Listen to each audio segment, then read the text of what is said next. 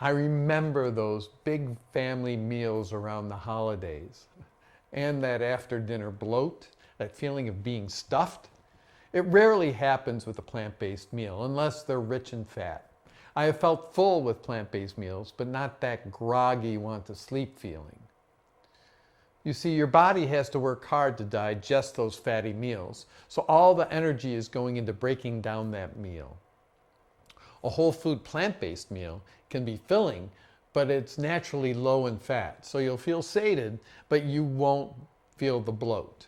When you start adding oil or fat-laden ingredients in a plant-based meal, it can be problematic to weight loss and cholesterol levels. Not that it has cholesterol, but nuts and seeds, avocados, all have some saturated fat, and it's the saturated fats that can raise a person's cholesterol. Even though they may be labeled healthy fats, if you are trying to lower your cholesterol, you may want to look at your nut, seed, and avocado intake, as well as other sources such as store-bought baked goods, salad dressings, and coffee creamers. I have my blood work done 1 to 2 times a year. I do this so I can monitor what is happening in my health. It is one way to know how your body is responding to the work that you're doing. During COVID, like many others, I packed on some weight.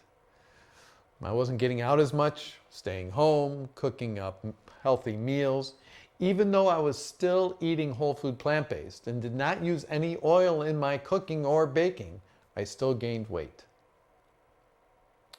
When I had my blood work done recently, I was shocked, just shocked to see that my total cholesterol went from a normal 123 for me to 174.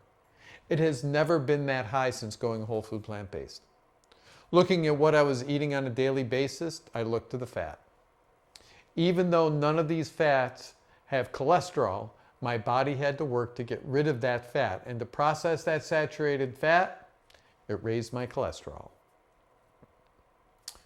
Where fat had entered my diet was in the form of nuts, seeds, avocados, some coffee creamer, and these delicious fig bars. Nut butters, creamer, and fig bars were the only processed foods I had, and I believe nut butters were the main culprit. I had them basically out of my diet for years, and they gradually slipped back in over time, on toast and dressings and dishes. Once in a while might have been okay, but having it weekly and in some cases daily had become a problem. Even healthy fats can be a problem if overeaten. A half cup of peanuts have about 5 grams of saturated fat.